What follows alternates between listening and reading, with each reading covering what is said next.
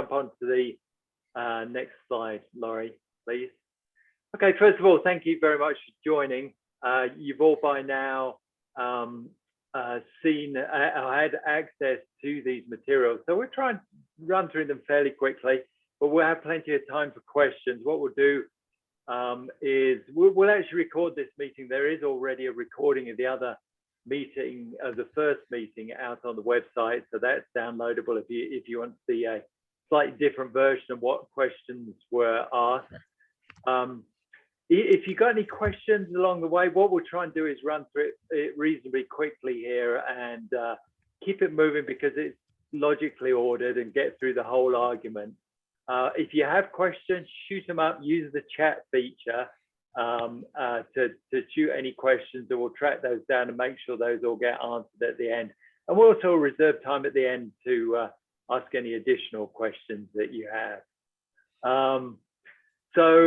And again, if you need to drop off, you can watch. We'll most likely post a video of this call, or if not, the video of the first one is already out there, so you can go get that. You can go look at the slides.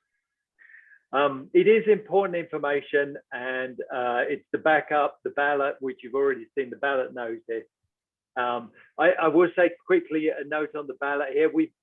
We found out that some people have had issues downloading the ballot. I think the Chrome browser in particular is a problem for downloading the ballot and printing that out. So we're going to send out an email tomorrow which will have the ballot as an attachment. If you want to get it, it's available. I went in the pro shop today. There are some copies sat on the desk there, so you could grab it there, or you can grab it upstairs and post it there if you want a hard copy. And I believe we're also posting hard copies out. We really want people to vote on this. Okay, next slide, please, Laurie.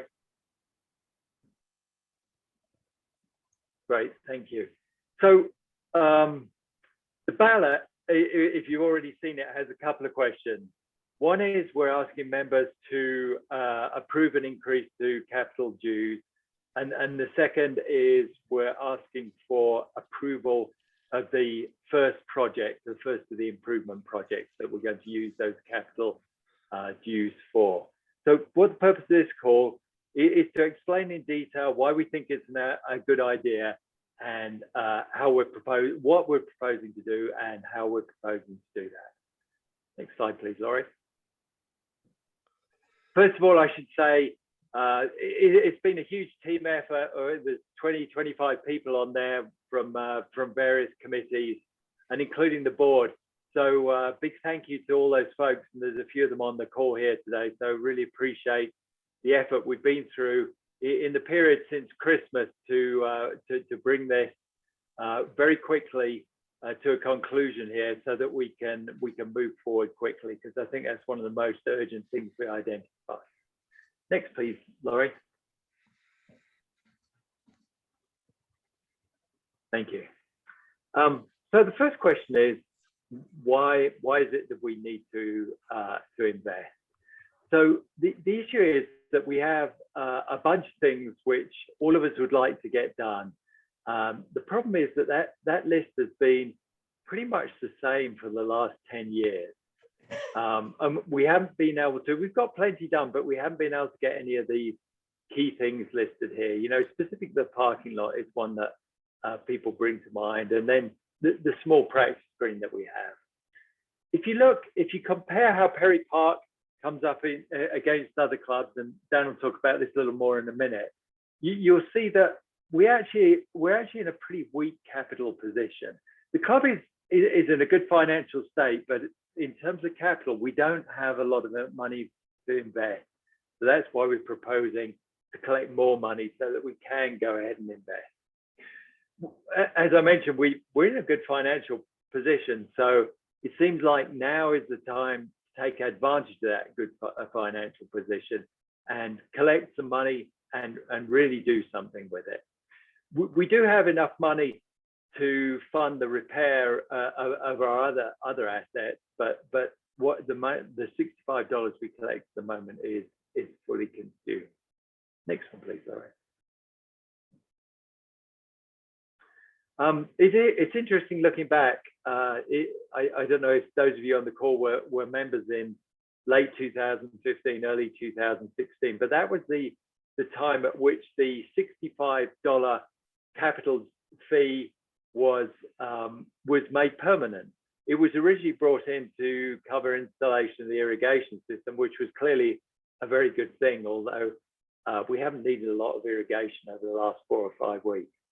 But clearly that was a really good thing. And it's interesting, if you look at that, if you download the thing, you'll be able to see it, or you may still have that ballot, who knows.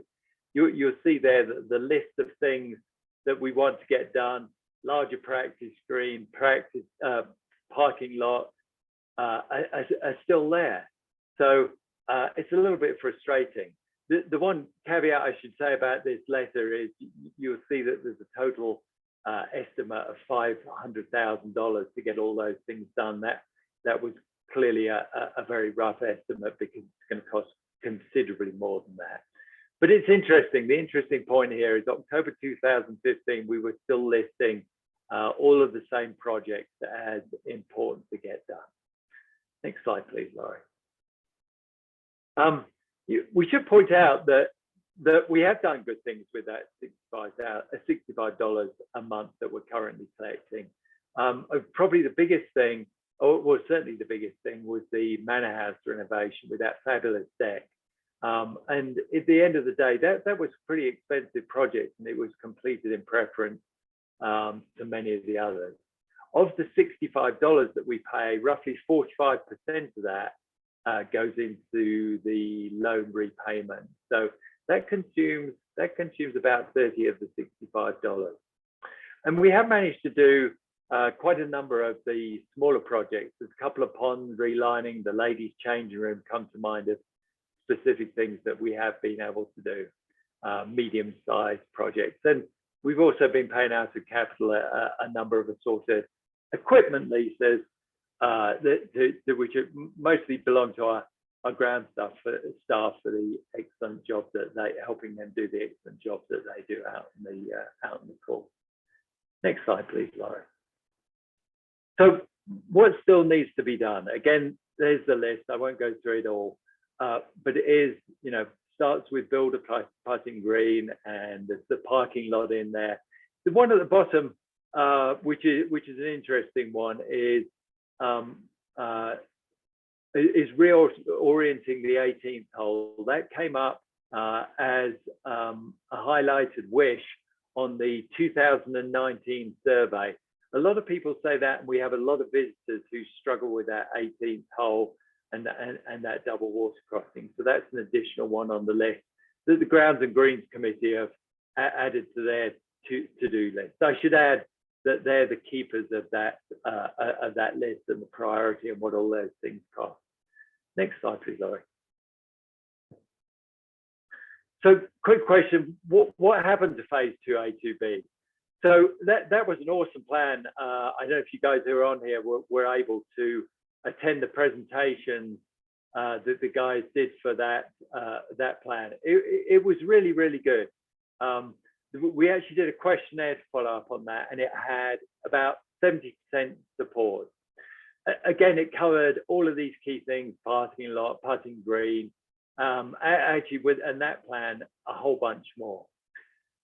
The issue with it was there were a couple of issues. One which is under our control, which the cost was going to be about $150 a month, and that increased to a total of $215 a month, was going to last for 4 years.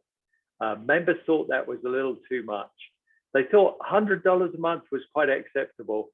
$150 a month was a little much. So that was one thing that caused us to take a step back and reconsider.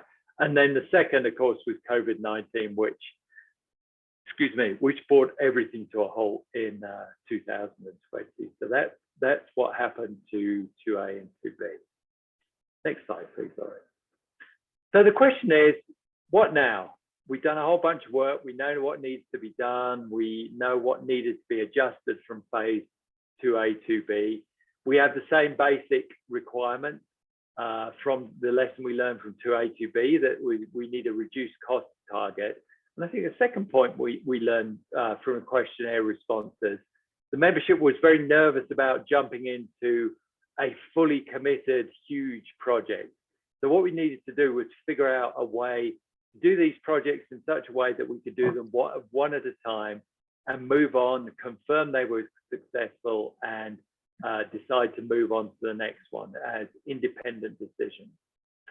Probably the most important thing we came to agree in the LRP and GNG sessions was that we need to get something done now. We need to get started on this. We've been talking about these things for a long time, so get something done now. So the question is, where do we start? Next slide, please, Laurie. Okay, here's a clue. And at this point, let me hand over to Justin, if he's on. Justin managed to join yet? Yes, sir. Oh, cool. Excellent. Yes, we can, Justin. You're up. All right, everybody. Hello, everybody. So before I kind of go into the next picture and some of the presentation, first thing I'd like to really emphasize of what Ted said is when we presented that 2A, 2B plan, a lot of work went into it. And a lot of work went into after the fact of really analyzing the survey, what the membership felt, and you spoke and we listened. And I think that's a really important factor to know that the leadership team, the entire leadership team, from board to staffing to everybody on that LRP committee, you know, we heard some of the concerns about the 2A, 2B. We heard the good things and we heard some bad things. So we really, you know, listened to what you said and then try to incorporate something that you'll see. First, we're going to talk about a project. Then we're going to talk about something that we're going to call 2C. And that's kind of a modification of the 2A, 2B project that you spoke, we listened. There were some things in that 2A, 2B project that weren't in there and we wanted to get in there. Chipping area, 18, a lot of people spoke up about 18, and then also the cost. So let's talk about the first thing that this capital would bring us in. Obviously, you can tell by this picture, I'm probably going to talk about the parking lot, and that's what we are going to talk about. So that's going to be the first project of this modular section that we can go through with all these projects. Everyone's parked in this parking lot for the last 20 plus years. I think we have been saying it's time to redo the parking lot. It's time to redo the parking lot. That lower parking lot really needs to be redone. 15 years we've been saying that, 10 years we've been saying that, 5 years well, I think it's really come down to it is time to fix that. It is failing. It's been failing for a while, and it will continue to be worse and worse. And that is part of this capital investment. What this project would involve is milling down the entire current parking lot. So all 60,000 square feet of the current parking lot. We would then go back and we would build it correctly. One of the biggest problems that we faced when we did the project, I think 37 years ago on the upper parking lot and about 24 years ago on the lower parking lot, is they were not poured thick enough. They weren't constructed well enough, and they started to fail over the years, and we didn't get that long 20-year lifespan that we expect out of a capital investment. So what we would do in this project, we would go out, we would mill all of the current parking lot, we would pour that, we would compact it, and then we would pour that, or we would lay that with a 5-inch asphalt across the whole thing. To give you an idea of what we have now, we have about 1.5 inches of asphalt on the lower parking lot, and we have about 2.5 inches on the upper parking lot. So that's what was constructed. About half to less than half of the current structure that we would need for this parking lot to hold up over 20 plus years. We would also add about 7 inches in some of the really high traffic areas where the big trucks come in, turn around. So up by the dumpsters, up on the turnaround where people get all dropped off, and especially where we get deliveries of trucks for food and beverage and for the club itself. The next thing we looked at is improve traffic flow. If we're going to go in and redo this parking lot, let's improve it when we do it, not only in the structure, but how it flows. So we're always short on some spaces. The new parking lot, the new construction would increase the spaces by being more efficient in the layout by about 15 spaces. You're going to see a picture on the next slide, and we'll get there in just a second. And you're going to see some of these improvements that we're talking about, the layout, the design, the curb appeal. We'll see that in the next picture. So some of the stuff that I'm just keeping in the back of your mind, when we get to the next picture, you'll see some of that. So improve traffic flow, upgrading the landscaping, the curb and gutter, the fencing, improve signage. On that first picture that you saw the improved signage when you first come in. The curb and gutter, we don't have curb and gutter right now. When that parking lot was constructed many, many years ago, they did add some curb around the beds, the landscaping beds, and some curb around call it the lakeside area along the lake. They've added curb, but all they did is they poured concrete on top of existing asphalt. Curb and gutter is an 18-inch wide, true constructed rebarred curb and gutter to handle the water and handle the flow. It also is much tougher, so you bump into it, it doesn't break right away, which we have on that. We don't really have very good landscaping right now, so we would, when we do this parking lot and we mill it all down, we would put irrigation to all of the landscape beds. We would put electricity there if we wanted to do lighting later on. We would kind of have all the infrastructure there before we poured all the asphalt down. Then when the job is done, we would add deciduous trees, we would add bushes, we would do landscaping in all the beds, including the bed that you'll see in the picture where the big entrance sign would be for when you come in. Then we would also replace the fencing that we have right now is old split rail cedar fencing. We would add new fencing, especially along Prairie Park Boulevard, so people aren't just driving out across the native area there to the road. Again, on curb appeal too, but this would be done with cedar. It would be done with 6x6 posts going in, stuff that will last for a while and also a much cleaner look, much cleaner look. So that would be involved in this project also. So as much as we need functionality, when we're going to improve the functionality of our current parking lot, we've also got to improve that curb appeal too. It's naturally going to improve when you redo what you have now. So all of the concrete that you see in the parking lot, that all comes out in this project, and it will be asphalt the entire way across that 5-inch thick.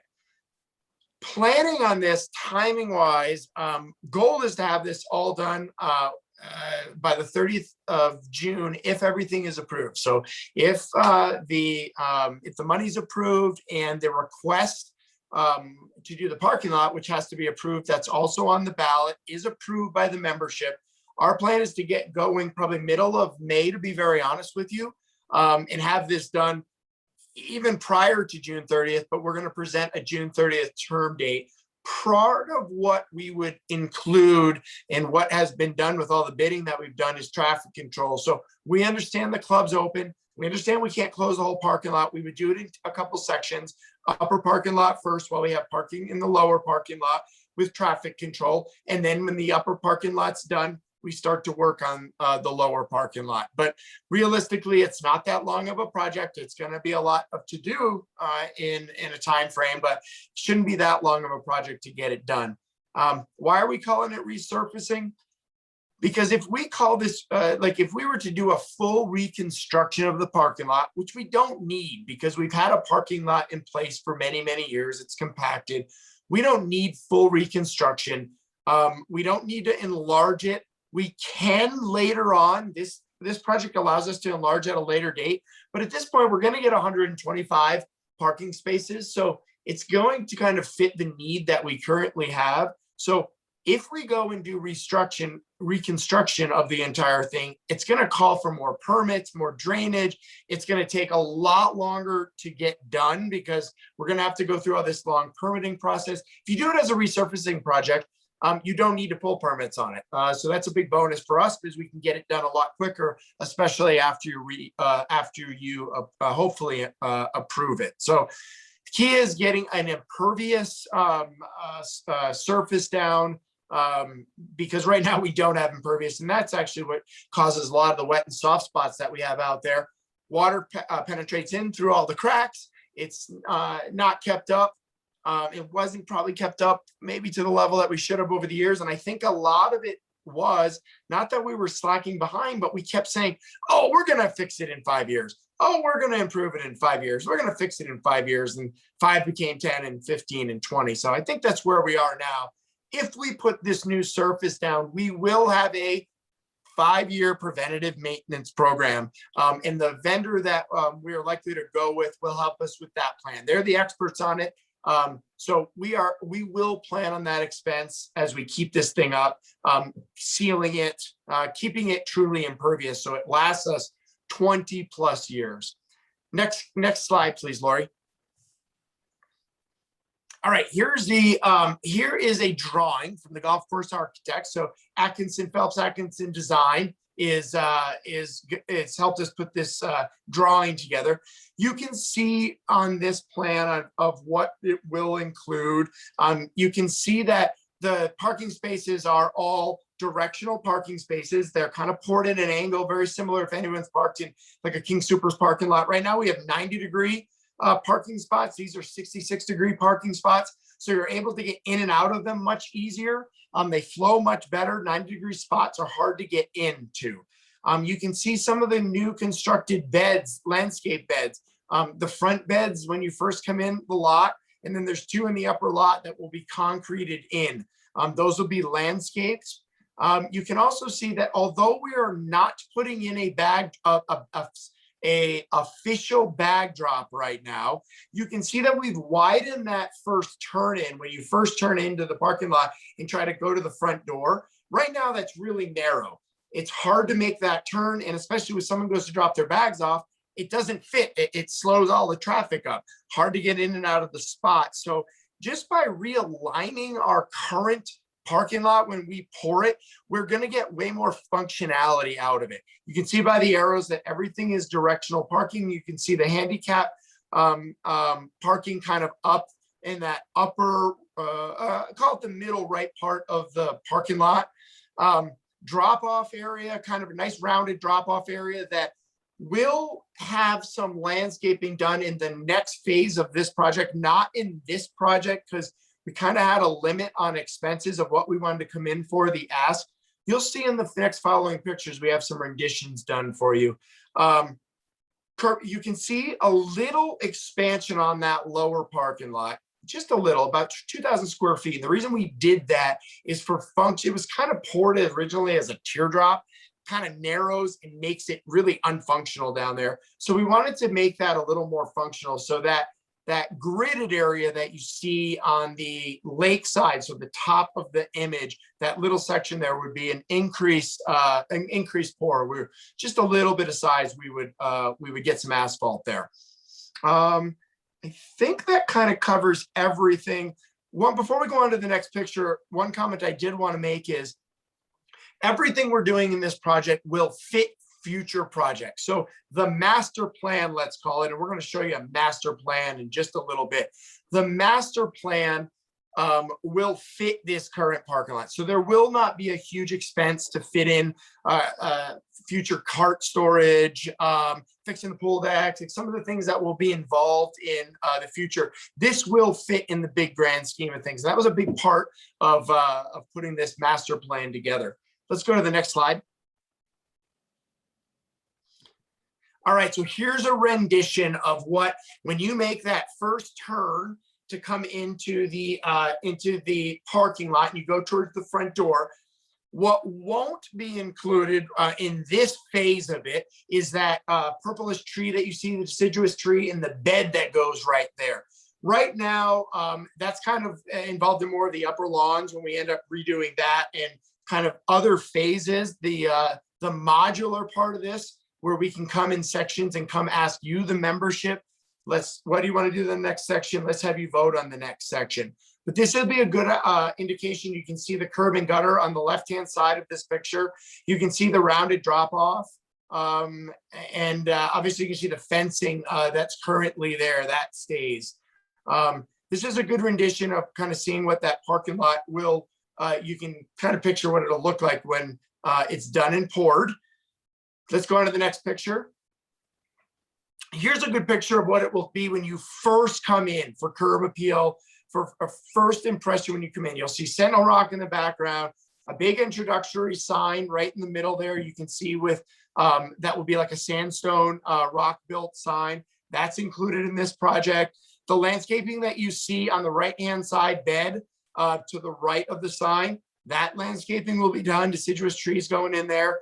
Updated landscaping going in on the right and left of the entrance, the main front entrance. They won't just be big river rock with not much in them. We're going to get some curb appeal in those and get those looking much better. You can see some of the curb and gutter, the improved curb and gutter going in. So these are a couple renditions of what that will look like when we get this this project done. Let's go on to the next project or next picture. All right, so how much will this cost? So this project itself, so including parking lot resurfacing, fencing, landscaping, everything going into it, all in on the whole parking lot itself, we're looking at $392,000. That does include a 10% contingency also. So we wanted to make sure that we had a contingency in there. So that is an all-in cost, including a contingency. Goal of this is to be done by June of 2021 to kind of minimize weddings, minimize golf, try to get us kind of on the, hopefully the slower part of the season. So when we hit that faster part of the season in June, July, August, this is done, ready to move forward, ready to use.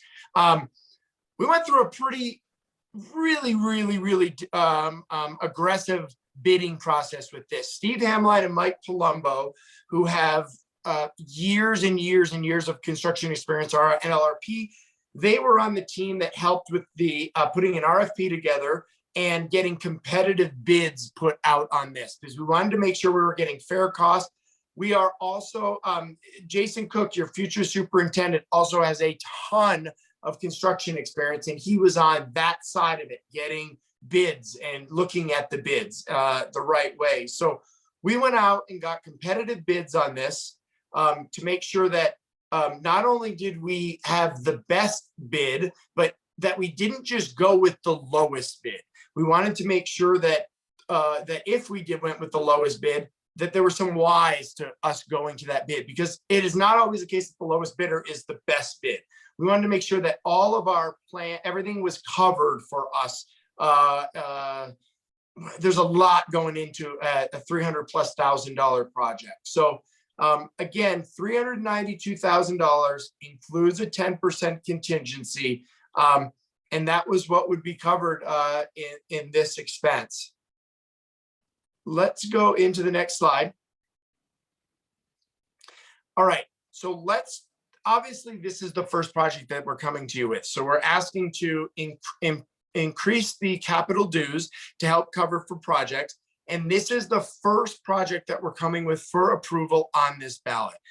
The key is, as you spoke, we listened, is that you really want to be involved in approving these projects. We wanted them to be smaller. So this is we're not asking for $2 million all at once. We're not asking for 1.5 all at once. We're not asking for a large sum. Small project going into it in the swing of things. Big project, $300,000+ project is a big project, but it's the first modular project in this. What else is there to come? That's what we're going to talk about. So let's call it 2C. So a couple things that were not in 2A, 2B were the chipping green and the chipping area. 18, a lot of people spoke up about fixing 18, not going the forced water carry. That was a big thing that came out in the surveys. Cost was a big thing. And ironically enough, in looking at not putting the putting green at the clubhouse and putting it in a different spot, actually saved the club a lot of money, because putting the putting green up at the clubhouse involved a lot of retaining walls. Retaining walls are are really expensive. It created a lot of infrastructure costs.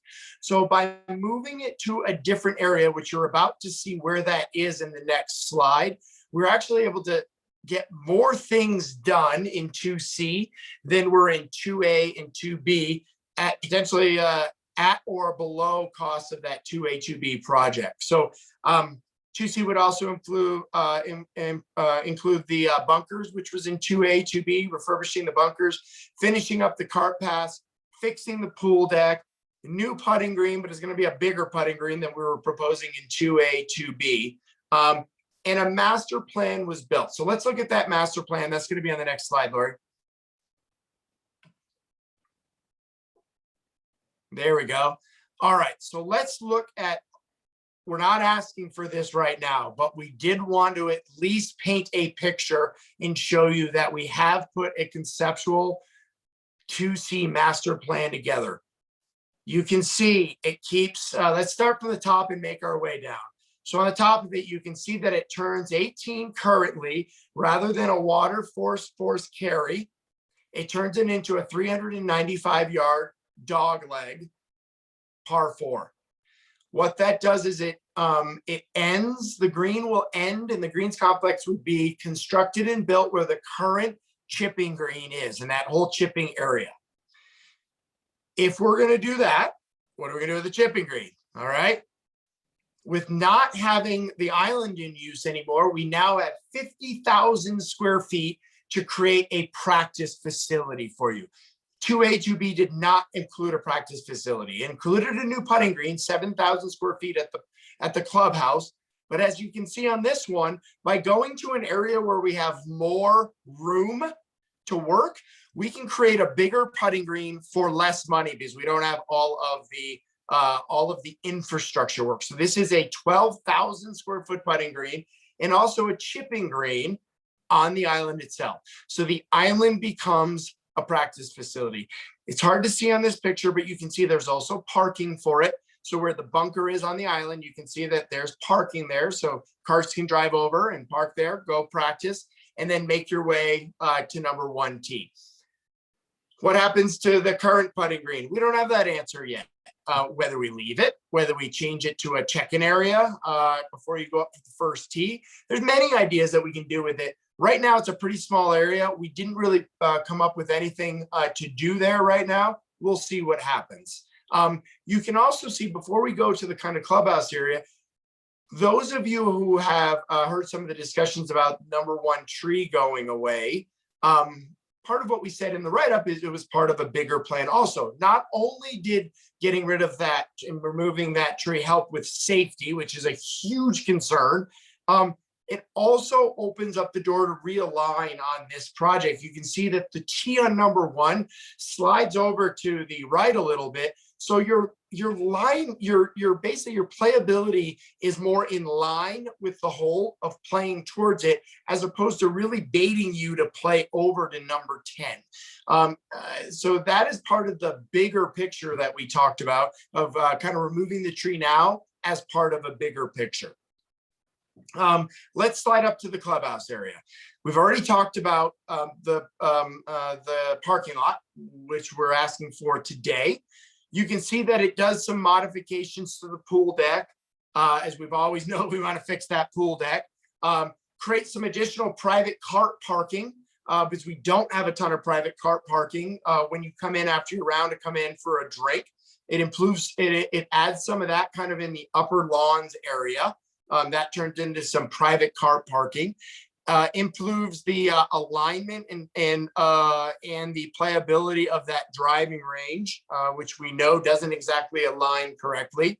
And it also modifies the current cart parking for the Perry Park carts, for the carts that we rent out on a daily basis. Some of the costs that we saved in not putting a putting green up is we can slide down just a little bit where the current park carts go, and be able to use that as an area and not have to build a whole new expensive spot for the carts to go. So that kind of talks about the master plan. Obviously, what's not in here also is bunker restoration on all the bunkers, finishing up all the cart paths. That's not on this, but that would be part of the master plan. And the best part about this is it all comes in sections to be able to ask the membership for it. If we need to stop at any point, even in construction, if we redo 18, we can redo 18 Greens Complex while 18 is still playable. We don't even have to shut it down. When 18 Greens Complex is playable and we're ready to kind of tie in the hole, we have temporarily for a month or two, we play 18 as a par 3 out to the island for a little bit. Then when we're ready to open a hole, we open the whole hole and we play it. Then we work on the chipping on the whole practice area. So the whole thing about modular and being able to do sections one after another, depending on how membership's going, depending on how the economy is, this is just a much better plan. And it truly came from you spoke, we listened. And I hope you all see that. Let's go to the next slide. And my section's done. So I'm sure I'm going to get some questions at the end. My section's done right now, but I'll be here for questions at the end that I've probably built up some. So thanks, everybody. Yeah, thanks, Justin. So I did pick up the questions here, and we'll come back to those round those at the end. Awesome. But just want to hand over now to Dan to talk about how we're going to fund the project. Thanks, Justin. Thanks, Ted. First off, thanks to everyone for joining. I know most, but not everybody on the call. My name is Dan McMahon. I've been a member for 16 or 17 years, and I currently serve as the treasurer on the board. So how are we going to pay for all this? Before Lori and I talk about that, let's first take a look at where we are today. The good news is that our capital fund is actually in better shape than it has been in years. At the end of February, after the loan reserve, we actually have $150,000 in cash available today. And the other good news is that starting in 2021, we're moving a portion of the net initiation fees to the capital fund. And as you can see in the parentheses there, so we're doing this in a phased approach so that we're moving 1/3 this year, 2/3 in 2022, and then 100% in 2023. This is significant. Just to give you a sense, through March, this has enabled us to already move around $15,000 from sort of essentially operating, but instead move that to capital.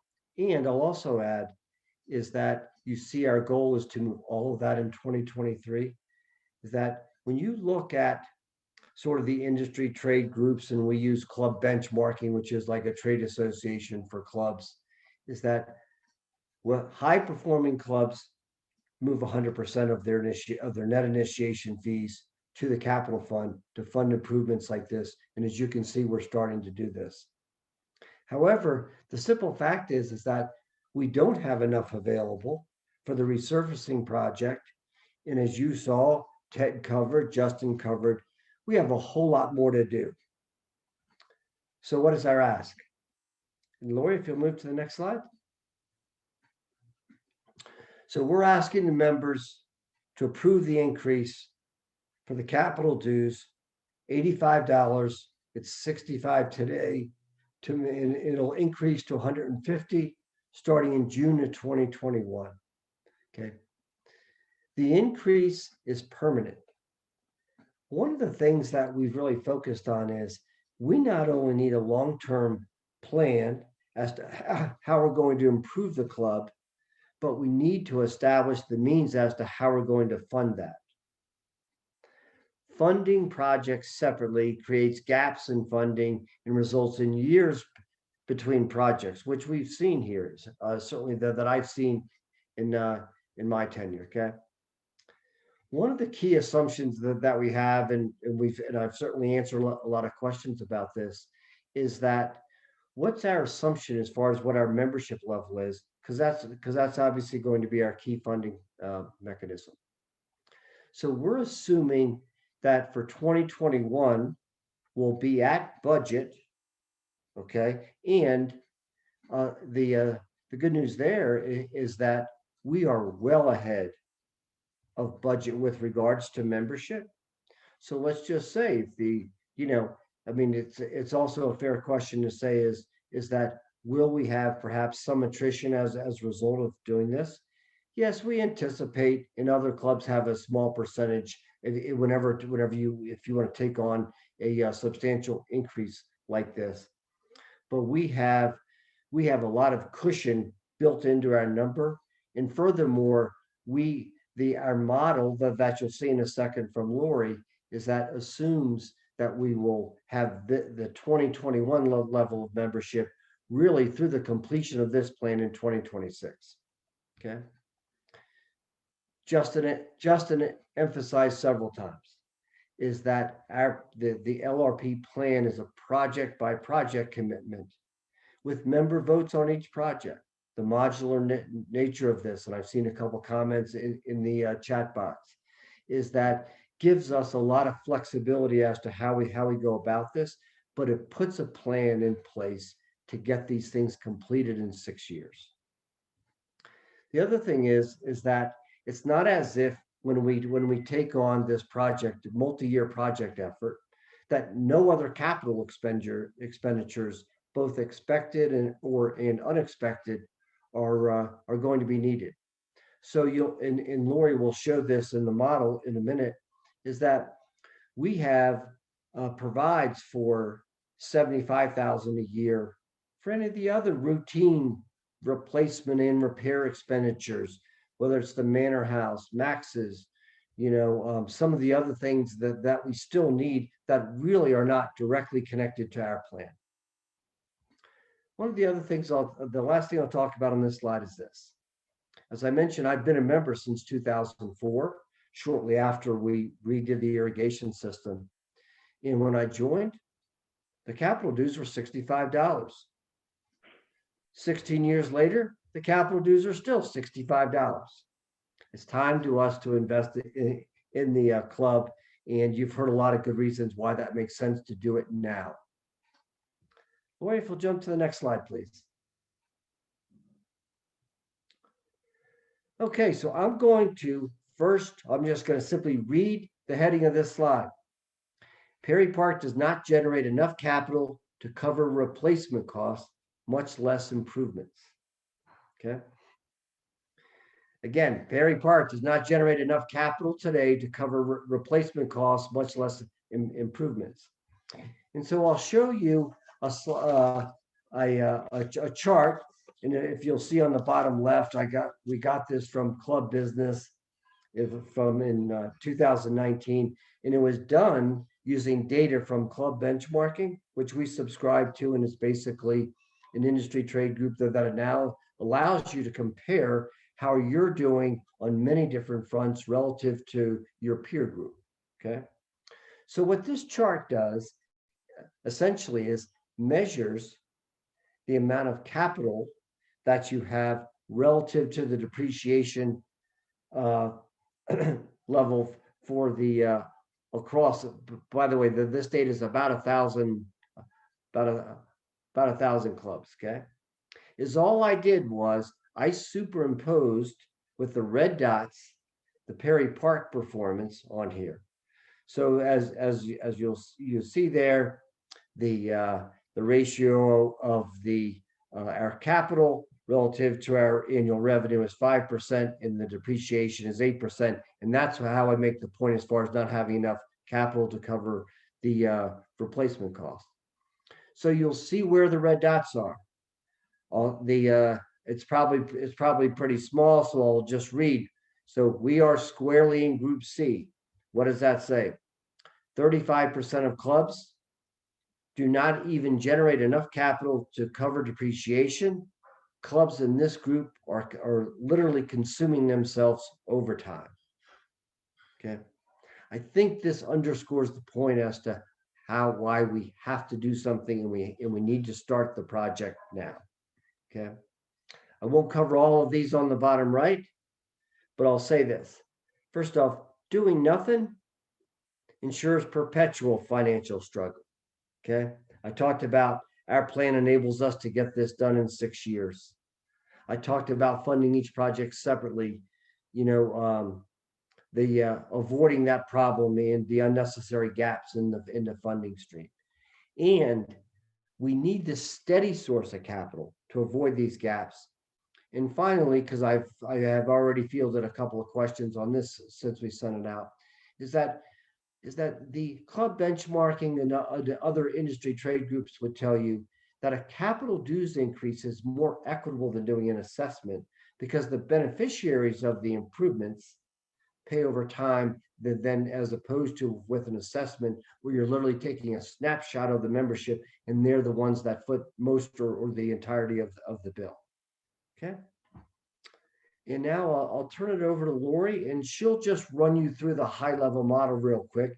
But Lori, before I start, thank you not only to Lori, who's been here 5 or 6 weeks, but also to Kathy Markheim. They develop a super rigorous model as to how we're going to fund this effort. This is just a high level summary. This is like a literally a month by month spreadsheet over around 75 columns for the next 6 years. Lori, thank you.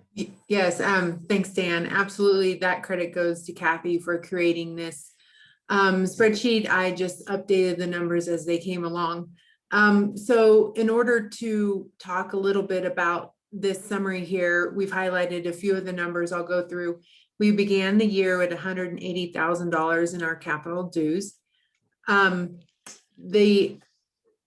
Sorry, I have to go to my other screen. The next number I want to talk through is a little bit about the project cost of 1.9 million.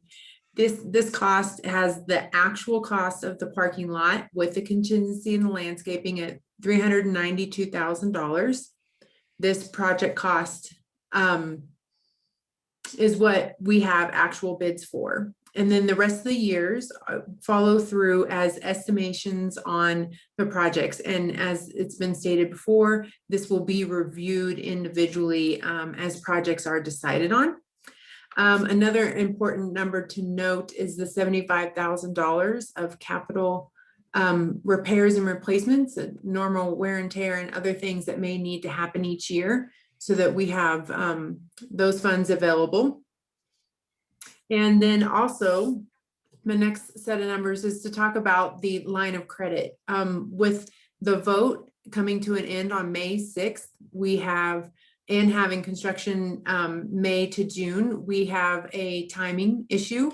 And so we're looking to get some funds from the line of credit in which we will pay back in the first quarter of 2022, if not sooner.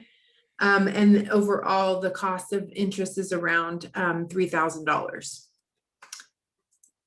And then finally, I highlighted this number at the end of the 5 years because I think it's really important just to show that we're collecting this extra dues, and then in the end, the balance is relatively similar. It means that we're putting the money and that we get in dues back into the club, which is exactly what we should be doing. Great. Hey, thanks, Dan, Lori, for explaining that. Mm-hmm. Just as a connection to the next slide, we you know, one of the reasons we're proposing these developments is we want to see improvements to the club. But one important fact we shouldn't forget is that we're continually in competition for members, both to maintain our existing members and to attract new members. So that's another very important reason to do development. So let me hand this over to Andrew, who knows a significant amount more than most of us on this call about the competitive threat and what others are doing. Andrew? Hello, can everybody hear me? Yep, you're good. That's good. Okay, great. Awesome. Well, thank you for the time. As you know, as Ted alluded to, our competition is always active, and we'd like to stay in the conversation with prospective members who are looking at joining a new club. One thing that we do on an annual basis is a competitive market analysis. And one thing that I found out as this kind of conversation merged with LRP was that I could not find a single private club within a 35, 40-minute radius that has not done major club improvements in the last 5 years. I listed quite a few, not just private clubs, but even our largest public course competitors, Bear Dance, and Red Hawk, they've done significant club improvements. So our competition, however you want to define it, they're all improving their clubs and they're all reaping the rewards behind that. All of the clubs that I've listed here, just as examples, Castle Pines, Pinery, Pradera, Inverness, so on and so forth, they've all increased their initiation fees. Many have doubled or tripled their initiation fees since those club improvements. So I put a little bit more information about that in the appendix at the end of the presentation that you'll have access to. But just to make things easy, I use Meridian just as a brief example. They're a golf club. They don't have a pool. They don't have fitness, but they are a private club. You need to be a member or a guest of a member to join their club. Their club improvement that cost about $1.5 million was new indoor furniture, a new outdoor patio, and a new putting green that was installed in 2018. And since then, they've added an indoor teaching center. I don't know how much that cost them. I'm guessing at least between $500,000 and $1 million based on the technology they have in there. But again, that's just a guess. At the time, before those renovations were completed, they were at a $5,000 initiation fee and $580 in dues. Since those improvements were put in place, they are now charging $9,000 for their initiation fee and $704 on monthly dues. And by the way, they're on a waiting list. So as your membership director, I would love for us to increase our initiation fees. I would love for us to have a waiting list. And I think this is the step in the right direction to get us there. Cool. Thanks, Andrew. Thank you. Next slide, please, Laurie. So what happens next? So as you can see, we, the board, several committees are proposing that this capital investment program for the club. We think it's good for the club. We think it's good for the membership. Members are already in the period where we have an opportunity to vote through the ballot on two proposals. The $85 capital dues increase, which will start June the 1st if it's approved. And then the first project of the string of projects that we want to get done, which is the parking lot resurfacing. So that's two votes. Assuming we get a yes vote on both of these, we'll go ahead, get that done. As you've already heard, it'll get done before the end of June, which is great. It's probably one of the most important things here is to get started on the long range plan with actually doing something. And then we'll work with Grounds and Greens to prioritize the next project and bring that to members for approval, hopefully sometime in the fall of this year, so that we can get started and keep these things rolling. So that's what happens next. We're already in that. Please look out for the email on the ballot. If you don't want to work with the email, we have hard copies. I saw them today in the pro shop, so they're there and they're upstairs as well. So that's what happens next. So let's conclude what we've done here before we get some questions. Let me conclude this and hand over to our president, Rod, just to weigh in with his thoughts there. Rod? Thanks, Ted. Yeah, as mentioned, my name is Rod Hoops, and I have the honor of serving as your current president.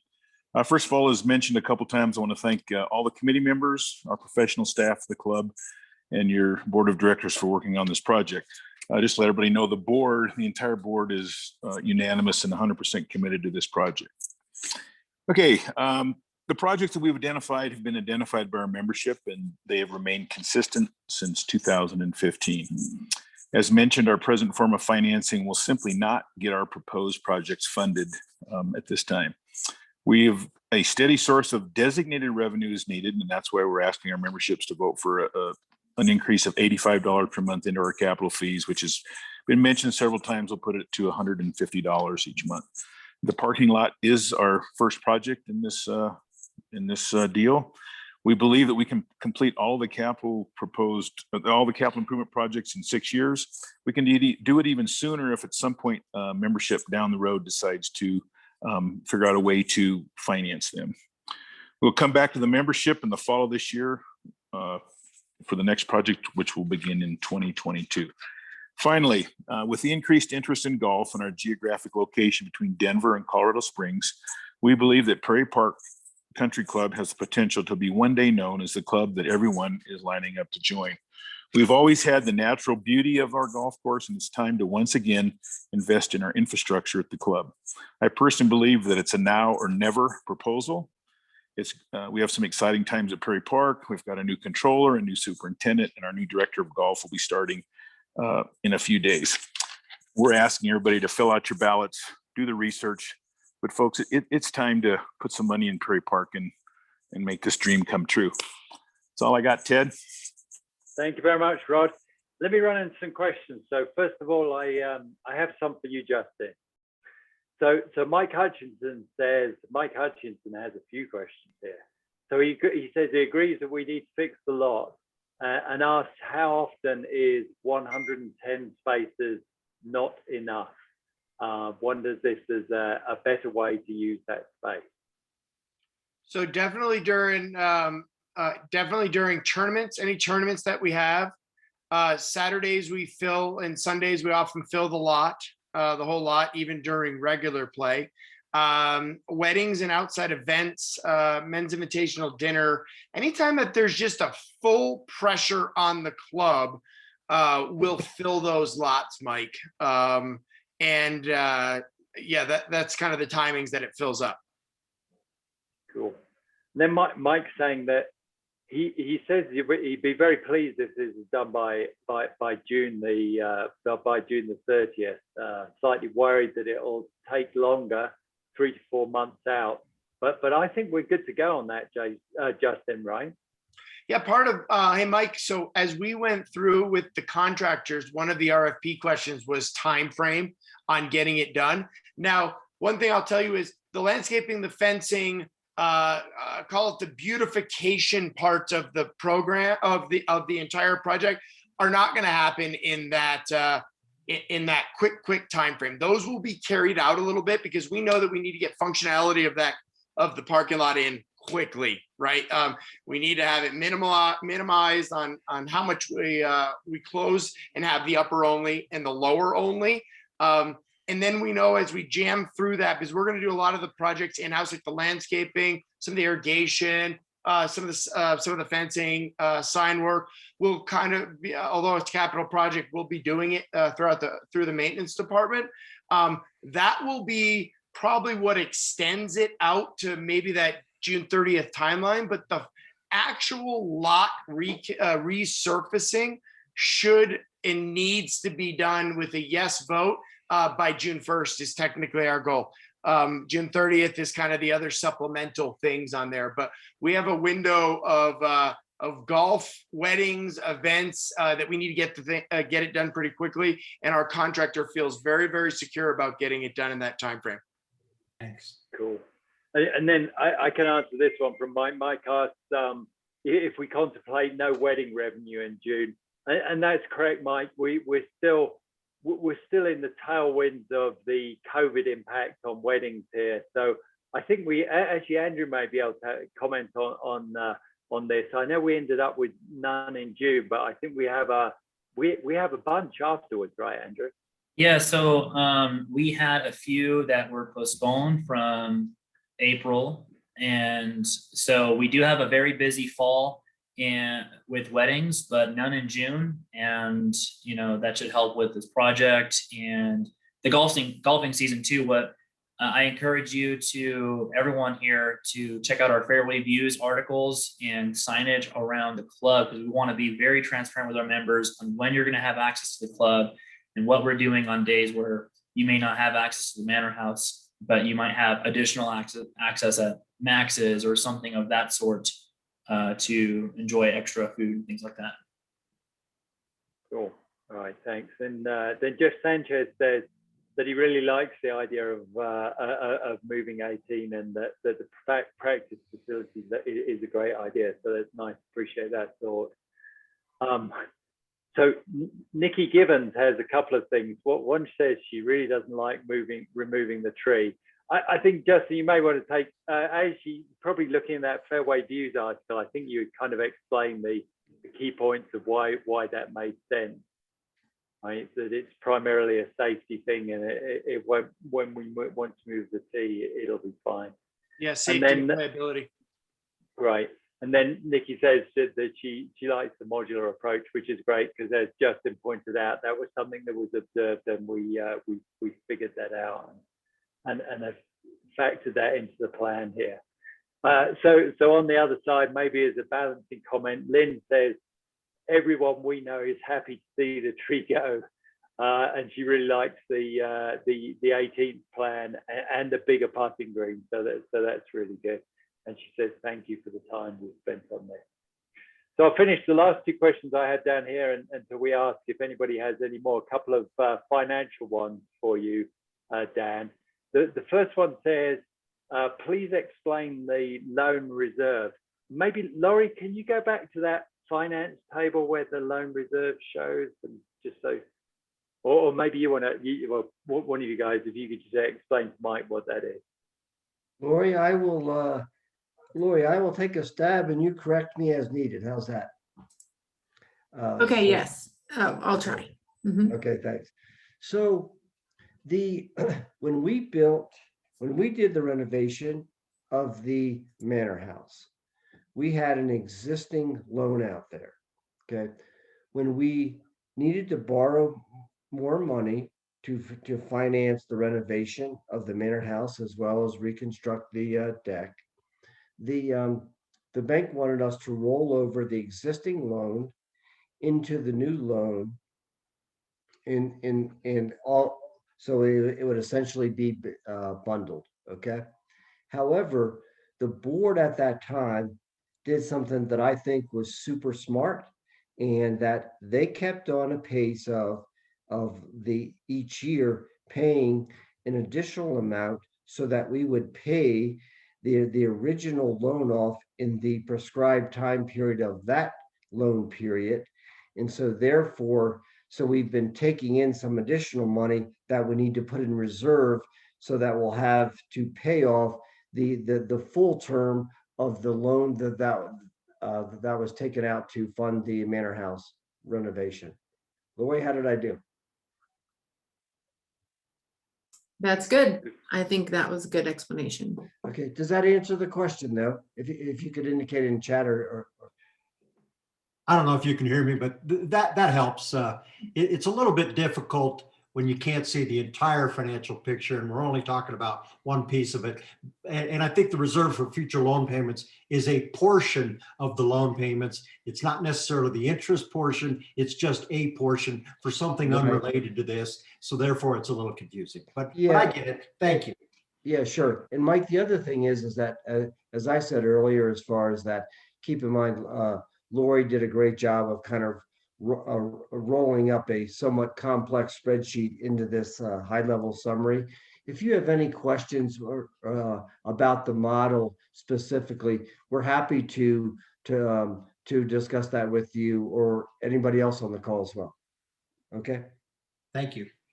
Cool. And Mike had one last question here, or one last question for the moment, asking is, did what we said here, did we say that initiation fees are paying current cost of operation? So I'll answer that in with one word, and the answer is yes. Okay.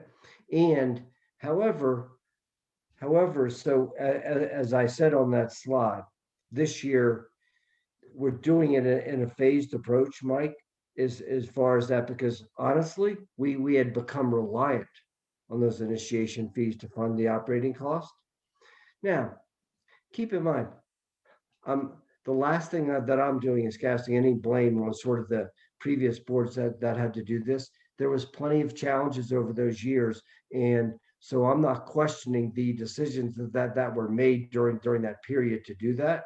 However, the reality is that we now have the luxury to do what other high-performing clubs do and shift the initiation fees to capital. And so our plan right now is to do that in 1/3 increments based on how things are going right now, and assuming we get a favorable vote on this, is that I actually think we might even be able to accelerate that to move more net initiation fees to the capital fund sooner than planned. Yeah, thanks. And I'm just trying to understand this. I've asked a number of questions, but believe me, I think this is a great program. I think this is a great project, and I'm all for all of the above. Great. Great. Thank you. Thanks, Thank you Mike. so much. Okay, well, that was all the questions we had in the chat window. Does anybody in the call have anything else that they'd like to bring up, or should we call this meeting to close? Seems like we're done. So let me finish with, don't forget to vote. You should have it in email. It's available for download. The Pro Shop also in the Manor House. So please go ahead and vote. The sooner we get up to the majority of a quorum, then we're good to go, and we can move ahead with projects and get the parking lot done. Thank you very much for joining the call, everybody. We'll talk to you real soon.